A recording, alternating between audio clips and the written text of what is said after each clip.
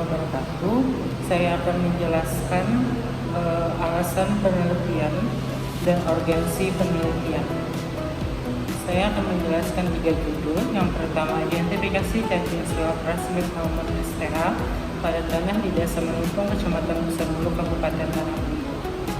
Untuk alasan penelitian, infeksi sel plasmid almond STH merupakan salah satu masalah kesehatan masyarakat di daerah pedesaan dan sanitasi lingkungan yang kurang memadai.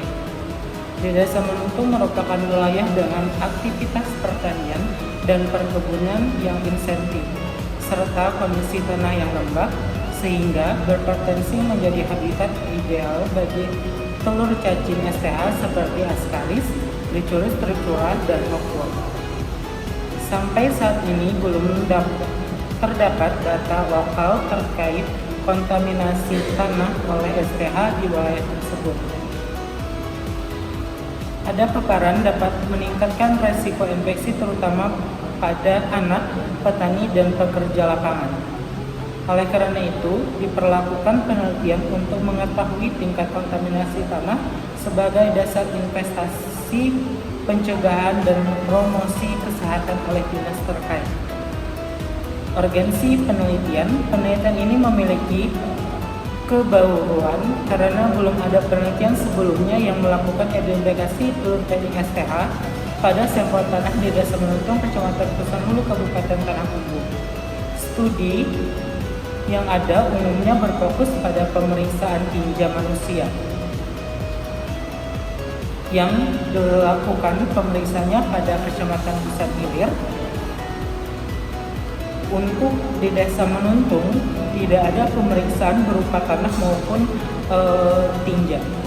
Hasil penelitian ini diharapkan menjadi database awal peta resiko kontaminasi tanah di daerah tersebut yang dapat digunakan untuk evaluasi program sanitasi lingkungan dan kebijakan kesehatan preventif.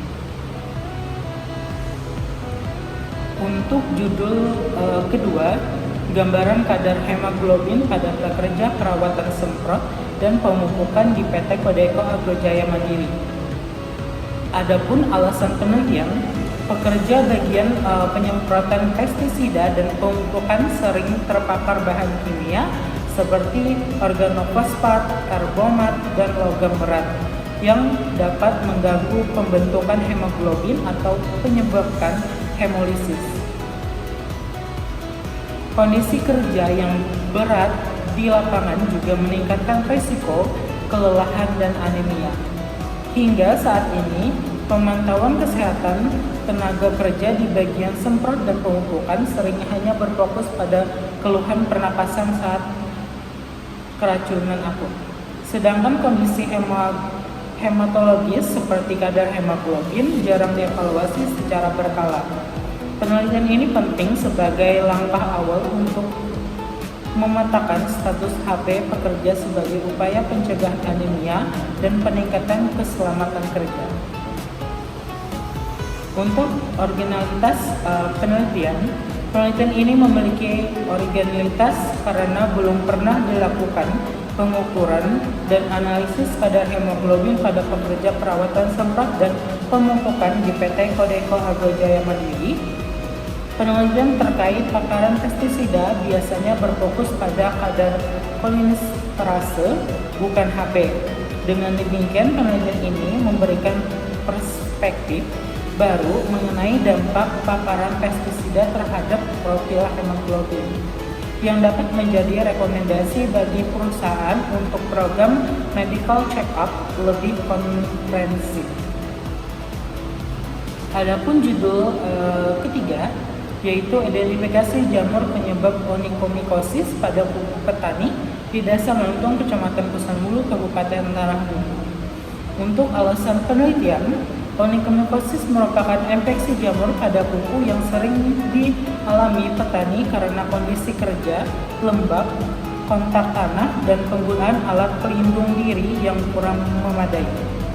Infeksi ini dapat menyebabkan kerusakan kuku, rasa nyeri, penurunan kualitas hidup, dan produktivitas kerja. Sampai saat ini, data mengenai jenis jamur penyebab onychomycosis pada petani dari Semenanjung belum tersedia, sehingga penanganan dan terapi yang dilakukan sering tidak spesifik dan tidak efektif.